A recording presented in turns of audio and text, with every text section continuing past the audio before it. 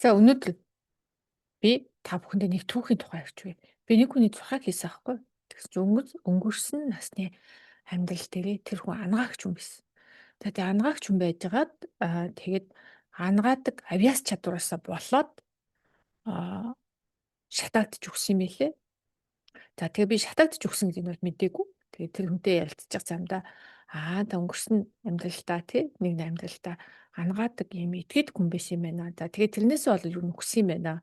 Хүн тусалж явснаас болоод амиа алдчихсан юм байна гэд ярьсан чинь тэр хүн нөгөө өнгөрсөн амьдралаа өөрөө бүр мэддэг.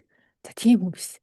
Тэгээ би ингээ ярьсан чинь тэр үйлчлүүлэгч маань надад ангидахгүй тийштэй би бүр нэг наснда яг ангаагч байсан гэд тэгэд нөгөө Европ юм уу Оросын тэр хавцаа амьдардаг байсан. Тэгээд яадаг байсан гэхээр ийм өв сургамлаар хүмүүс ингээд ийм эмчилдэг хүн байсан юм байна.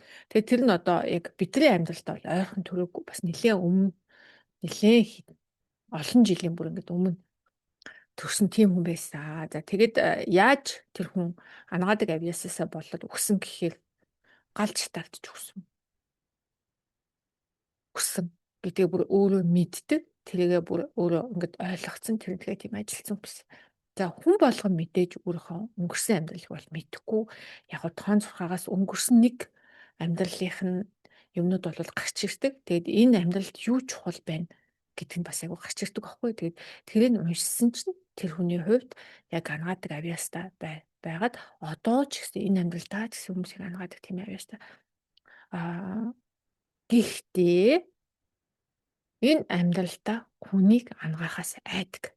Яг үүндээ хүнийг ангаахаас айгаад амьтан ангаад ийм мэрэгчлээ. Ийм хүн болцсон бас. Тэгэд амьтан ангаахтаа яг ингээд зөвхөн эмээр ангаадаг биш бас ийм ондоо аргаар байгалийн чулуугаар янз бүрийн тийм ондоо энерги аргаар бас ийм ангаадаг хүн байсан. Манай үйлчлэгч байсан. За тэгэд энэтэй холбоотойгоор би өнөөдөр та хэдтэй юу ярих гээд байгаа вэ гэхээр 1470-аас 1700 хэдэн оны хооронд энэ европчууд чинь нэг дандаа юм хөгжилтэй, дандаа юм гой байгаагүй. Энэ Европ чинь маш олон зүйлийг үзэж туулж иржээж үдий зэрэгт хүрсэн. За тэрэн дотор болж исэн маш тийм аимшигтай 300-ны туршид одоо үргэлжилсэн ийм эмэгтэйчүүдийн эсрэг ийм алан хядлага болж исэн. Одоо манайхнаар хэлмэгдүүлэлт гэж ярьдаг шиг тэрэн шиг эмэгтэйчүүдийн эсрэг одоо ийм шулмын ан гэдэг юм одоо 300-ны туршид хийгдчихсэн. За тэгэд би фейсбુક ухаа явж исэн чинь яг энэ бүр мэдээлэл гарч ирсэн байхгүй Герман хэл дээр. Тэдээс тэдэн оны хооронд 60 мянган эмэгтэйчүүдийг шулам гэж агнажсэн. Галт амьдаар нь шатаажсэн. Ер нь бол амьдаар нь алдаг байсан. Ямар нэгэн тийм шүүх юм байхгүй чи ингэсэн үү чи тэгсэн үү тэгэл шууд ингээд хэргийг янз бүрийн аргаар ингээд хүлээлгээд тэг би сая жоохон сонирхож үзлээ л дээ. Тэгсэн чинь усанд хүлжаад усанд хичгээл ус руу шидчихэл нөгөөтг нь ингээд хөөд гараад ирэл шулан биш живэл тэг шулмгаа хүчдэг үг гэсэн. За тэгээд би энэ дээр янз бүрийн юм онцгой одоо тэг мингтэй сорвдоо нэг онцгой тэмдэгтэй байв шулам. За бусдаас жоох арай юм онцгой. Одоо бидний дунд чинь бустай адилхан биш хүмүүс зөндөө байдаг штеп. Гэтэл бусдаас жоох онцгой. Тийм эмхтэй. За жоох ингээд хүн амтнаас жоохон зайтай амьдардаг, хол амьдардаг, арай юмыг ондоогоор хардаг, сэтгэдэг. За ийм хүн байх юм бол хүмүүс ерөөсөө шулан гэдээ авчиад хөдөлгөөлөж чинь байцаагаа тэрэг хүлээлгээд тэгээд тэрэг хүлээл амар хүчрхийллийн аргуудаар одоо бид нар тэрийг яриад авт амар аргуулаад тамлан зовоолтын аргуудаар нөгөө эргүүдээ хүлээлгүүлээд тэгэд ингээд ил галтаг шатаачдаг. Тийм байсан. Тэгэхээр яг ингээд бодохоор Монгол төрсөн амар азтай.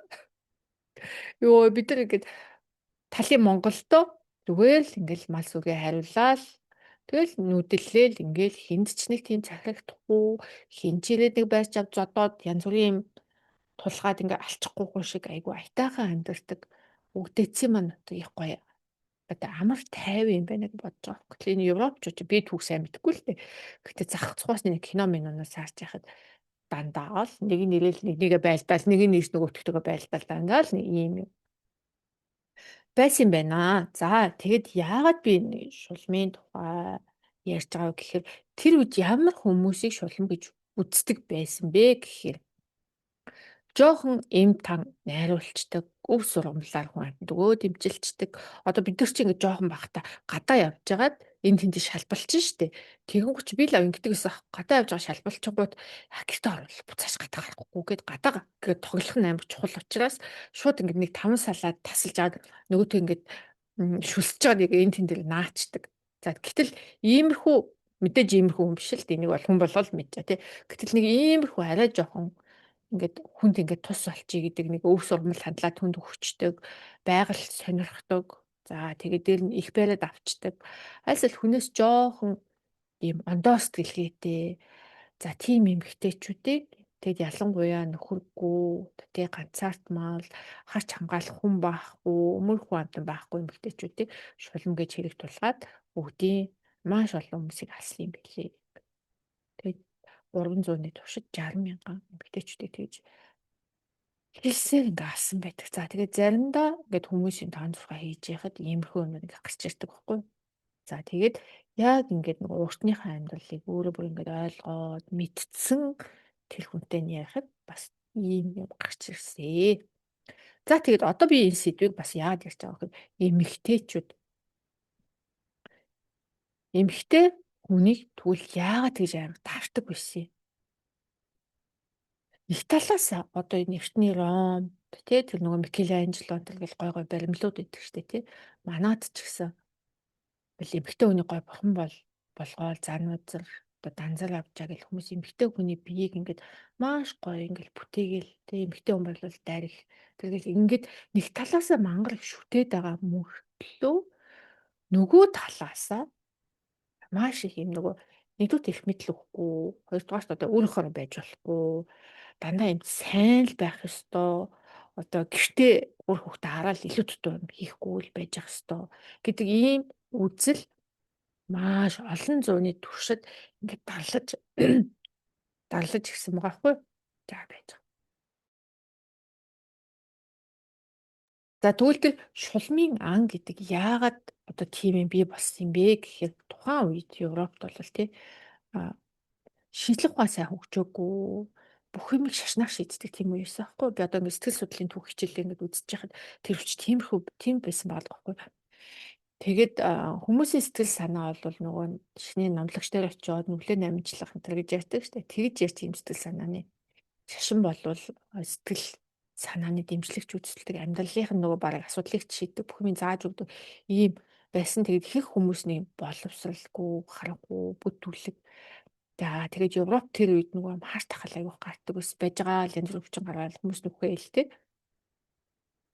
Тийм байсан шашны тийм мунхруулсан дээр нь ингээ мэдлэггүй боловсралгүй дээр нь аймхаа дээр нь ингээ янз бүр өвчин тахал гараад тахал хин нэг буруутгах шаардлага гарангуутаа тэгээд ийм хэлсэн мэлээ. За тэгээд энэ зүгээр ч эхлэхгүй нэг хүн ном бичээд за тэр нь яасан бэ? За би одоо номных нэрийг авт.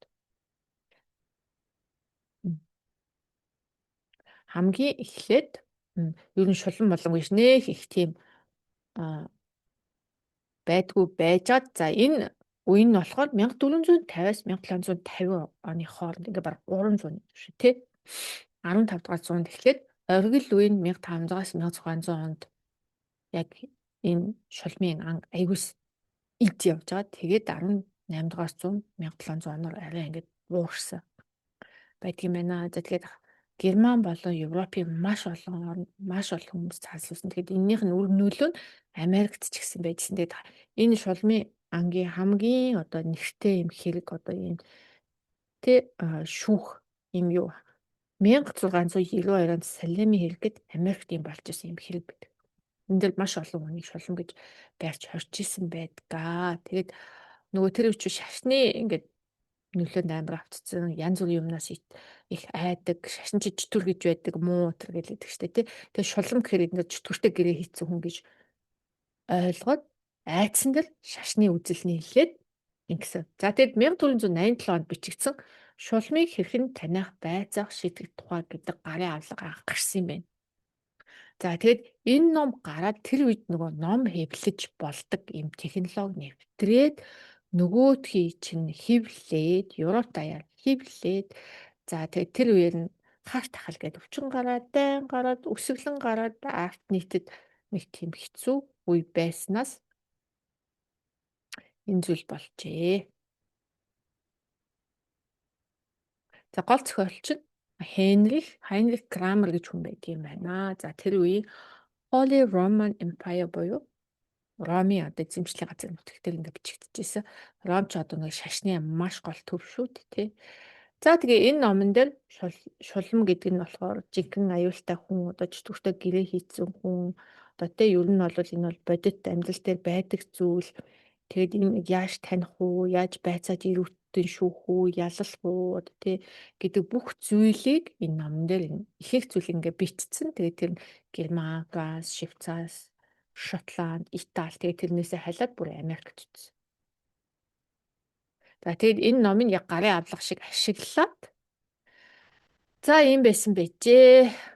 Тэгээд энэ дээр хамгийн муухай зүйл нь юу болдог байсан бэ гэхээр нэг хүн нөгөөтхийгөө энэ шулам гэж хэлчихэл ер нь л тэгэл хэцүү болчтой. Тэгээд тэр чинь ингээд нэг юм тосгоноороо одоо нэг хүний энэ чи өстө муу хүн гэд энэ бол шулам гэд нэгийгээ буруутгачвал нэг нөгөө хүн очиод нөгөөтгийг ингээд өмөрчих юм бол хамтдаа алуулчихна гэж айгаад ерөөсөө үг хэлдэггүй өмөрдгүү. Тэгээд тэр үед одоо манайх чинь нөгөө 30-аад оны хэлмэгтэлтийн үеэр хамаг соёлтой одоо боловсралтай сэхэтнүүдэд алсан гэж ярьдаг шүү дээ. Тэгэхээр тэрнтэй адилхан маш юм ангаадаг авиас чадвартай тийм эмэгтэй хүмүүс айгүйх алсан багхгүй.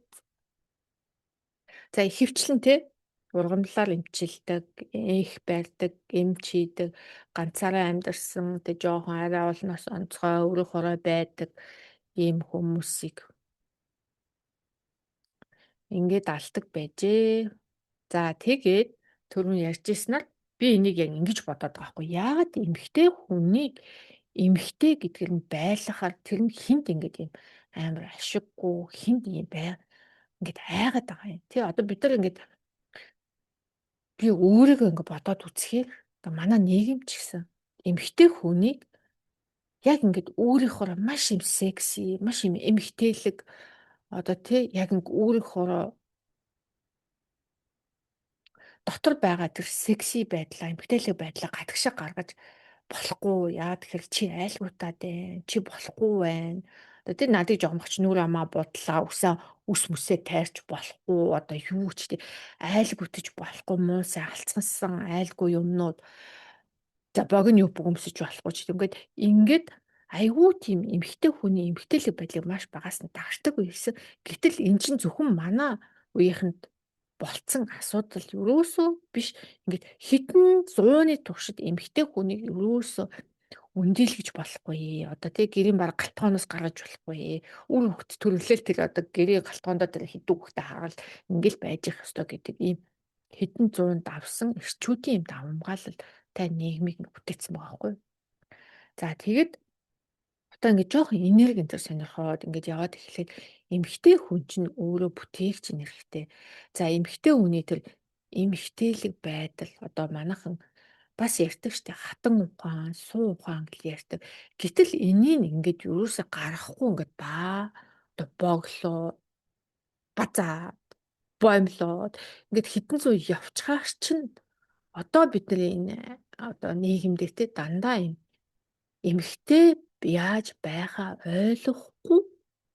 За манай үеийнхэн бол бүр мэдэхгүй шүү дээ. Яаж ч вэ тэгээд айхтар ээжтэй охтууд л арай эмэгтэйлэг байдаг. Гэтэл над мад чиг одоо эрэгтэй эмэгтэй гэж ойлгоогүй тий. Ялчгүй эмэгтэй үг байгаад байдаг. Тэгээ яг дотор болохоор амьдралын төлөө тэмцэж амьдрах ёстой, сүрч амьдрах ёстой, зовж амьдрах ёстой. Зовлонг болвол туулаад гарна, би хүчтэй байх ёстой. Би тэр хүчтэй эмэгтэй гэдэг үгэнд бүр амар дурггүй байхгүй. Яагаад дурггүй байдаг вэ гэхээр хүчтэй эмэгтэй гэдэг үгийг манайхан хүч гэдгийг хараад зовлон туулах, зовлон шүт 100-аар тисэд гарах одоо тий ямар ч бэрхшээл тохиолдож исэн ингээл шүтээ зугаал ингээл баг тий хүүхдүүдэд чирэл ингээл гарна төвчнө гэдэг юм ойлгоо ойлголтоор явдаг. Эмэгтэй хүний хүчийг эрэгтэй хүнийх шиг юм хүчтэй гэж бодож ингээд зөвлөлүүлэхэд би бүр аюу дургу байхгүй. Гэтэл эмэгтэй хүний хүч чинь байж тээ тий. За би бол сайн мэдэхгүй. Одоо л нэг эмэгтэйлэг байх гал жоохон үзтээ ойлгохгүй л явж байна тий. Гэтэл би одоо хитэн настай байлаа. Дөнгөж 10 20-тод энэ эмэгтэйлэг байдал гэдгийг ойлгоцсон байх юм бол миний амьдрал ямар гоё болох байсан бэлээ. Миний тэр ингээд стресстэй, депресстэй, нөхөртөөгөө хэрэлдээд хүүхдэд загнасан тэр он жилүүдийг ерөөсөй байхгүй байж болох байсан байхгүй. Гэтэл энэ эмэгтэй хүн гэдэг эмэгтэй байна гэдэг нь юу юм? Эрэгтэй хүн гэдэг нь юу юм? Эмэгтэй хүн эрэгтэйлэг байхаараа яадгийн зовлон туулдаг юм уу? Эсвэл эмэгтэй хүн ажил хийн гэдэг нь ямар байдгийг, орлого олно гэдэг нь ямар байдгийг гэд ингээд ийм наад захын ийм эмэгтэй хүний мэдлэг байсангүй ээ манайхаа. За гэд манайхан дунд ийм мэдлэггүй начиг хүн байвал би байна бичээрээ гой хурууга дараарай зүрх дараарай яагаад гэвэл би ганцаараа ийм гажиг юм биш байна гэдэг бас ойлгоё те. За эмэгтэй хүний хүч чадал гэдэг чинь тэр эмэгтэйлэх байдалтай л оршдог. За тэгээд яг тэр дундад зууны үед юу болдог байсан бэ гэхээр одоо нэг эрэгтэй хүн ч угаасаа эмэгтэй хүн хүсдэг штэ. А эмэгтэй хүний эмэгтэйлэг байгаа, секси байгааг нь хүсдэг байхгүй юу? А эрэгтэй хүн шиг ингээл одоо ачаа барга өөрөө жишээл те. Би ч одоо үз тарна. Би ажил хийнэ гэл. Ингээд идэх чинь эрэгтэй хүний тэр амар татдаг шинж юм биш. Зүгээр яг эмэгтэйлэг энергийн дээр орших чинь тийм байж болохгүй гэж бол хэлээгүй.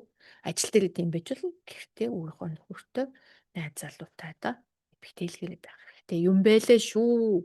Тэрийг мдээгүй та нар мэдээд авч. За тэгсэн чинь яа. За тэгээд нөгөө нэг гоё амьдралд зүтгэдэг, амьдралын төлөө тэмцдэг, нөхөр хариуцлага үүрэхгүй бол бид нар хүүхдээ бодоод гэд үүрдэг. Нөхөр ингээд хариуцлага үүрээд маа хийхгүй байсан ч гэсэн би болгондоо гэж чирээд явдаг бүгдээрээ эмэгтэйлэг биш юм бэл. Амар харамсалтай.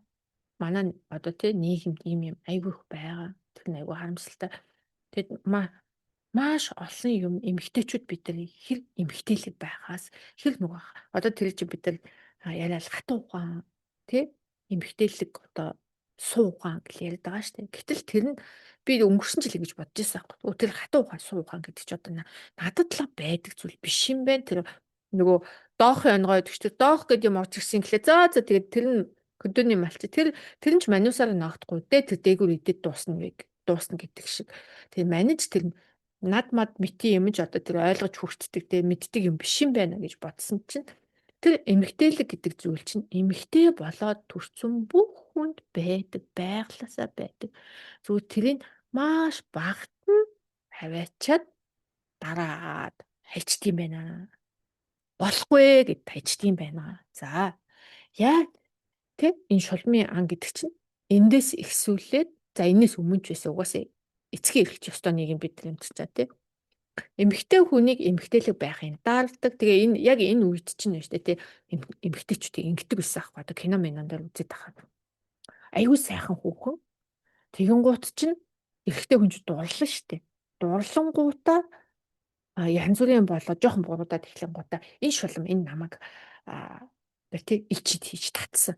Тэрхэн гутаа нөгөө хүүхнээ нухалчдаг гэсэн аахгүй амар заваа одоо кино мандаас авах юм бол тэгээ нөгөө хүүхний шулам төр гэж чад айгүй бол тоож маахгүй бол бараг тэгж мэгчдэг юм. Тэгээ сайхан ой хүүхнүүд зарим талаар бас аюу хэцүү амьдрэх нь одоо хэцүү юм да тий. За ингээд иймэрхүү юм болдог байсан. Тэг эмэгтэй хүнийг нэг талаас ингээд маш гоё тий гоо үзэсгэлэн гэд дахин шүтэх мөртлөө яагаад тэр эмэгтэйлэг байхаас нь тэгж айгаад доош нь дараад бити эмэгтэйлэг байж зүгээр сайн хүн бай гэдэг ийм айхтар гүн нийтийн үзэл итгэл үнэн биш л хэдэн зуун мянган жилээр ингэж яваад байгаа юм болоо гэж би бодож байгаа байхгүй юу? Эмэгтэй хүн эмэгтэйлэг байгаад яг өөрийнхоороо байгаад тэр гой бүтээгч энергийн дээрээ тэр сайхан одоо уян налархаа найлахаа ингээ хэлэх гэсэн надаас гартгүй би ч амар эмэгтэйлэг зантай. Тийм байхаараа яг юу нь буруу болчих гээд юунаас нь айгаад ийм байлгах зөвшөөрлийг биднэрт өгдөггүй ингээд хэдэн зуун жилээр ингээд дарцсан болов гэд би яг одоо бодож байна. Та хэдэн марч гэсэн бодоод үзээрэй. Тэг жоохон түүх ухсан чинь иймэрхүү л юм гарч ир тийм ээ. Түүхэн дотор эмэгтэйчүүдийг нэг тийм дээш нь дэвшүүлээд байсан юм алга. За тэгээ маш гоё юм секси, үзэсгэлэнтэй одоо тий олны харсан эрчүүд нь л угаалтаж унаад идэг тийм хүүхнүүдийг чинь эрчүүд бас үзий яднаа. Тэг янз бүрээр хэлнэ. За эмэгтэйчүүд нь ч гэсэн одоо ингээд таар бодтоо ингээд фэйсбүүкийн постн дээр нэг эмэгтэй хүний тухай пост тавьчихад доор нь комент бичсэн эмэгтэйчүүдийг маш их хараж комент бичдэг. Маш гоё хүүхний зураг тавьчаалаа. Бараг яамаа янз бүрээр нь хэлдэг тий. Гэтэл яагаад ингэж уурсаж би биенийг ингэж уурсаад би биенд ингэ атаархаад тэр өөрийнхоороо байгаад гоё маш гоё эмэгтэйлэг байгаа энэ хүнийг ваа энэ гоё байжтай гэхийн оронд ингэж уурсаад байгаа юм бэ гэхэд тэр хүн өөртөө байгаа мөн чанараа гаргаж чадахгүй болохоор нөгөө хүн тэрийг гаргаж чад өөрийнхөө чадаагүй дэ ингэдэг. Ийм сэтгэл зүйн одоо зарчим байна. Би одоо тэг сэтгэл зүйн сургуульд сурч байгаа болохоор та хэд бас сэтгэл зүйн талаас нь янз бүрийн тайлбарлаж өгвөл бас сонирхолтой байж магадгүй тий. Тэг сонирхолтой бол сонирхолтой гэж бичээрэй. Тэгээд өнөөдрийнхөө видеог ингээд дуусгая. Яагаад эмэгтэй хүн эмэгтэйлэг байчвал юу бүр болчих гээд байгаа юм? Яагаад байж чадахгүй байгаа юм? Яагаад байж бүр ингээд тэр нь хүлээн зөвшөөрөгдөхгүй болохгүй байгаа гэдэг асуултыг та өөрөөсөө асуугаад бас комментоор хариуг бичээрэй. Өө тий. Сая би эртүүд нэг хүнтэй юм ярьж ирсэн чинь энэ хараа Европын улсууд ч юм бэ штэ. Эмэгтэй хүнийг за Герман би Германд амьдарч байна тий.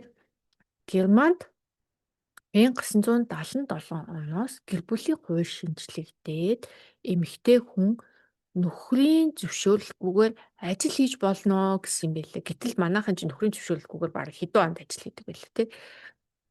Тийм эр хүнээс ийм амар хараатай байсан. Тэгэд эмэгтэйчүүдийн ирэх гэж тэмцээд байсан нь ийм учиртай юм байлээ. Тэгэд Герман бол эрэгтэй эмэгтэйчүүд ирэх тэнцүү гэдэг дээр бүр амар тэнцүү гэдэг хэвгүй юу? Тэгсэн чинь учир шалтгаан бас цаана юм биш юм байлээ. Европ чинь тэгэд дандаа юм мундаг байгаагүй маш хэцүү зүйлүүдийг туулж иж одоогийн ийм байдалд хүрч байгаа юм байлээ шүү.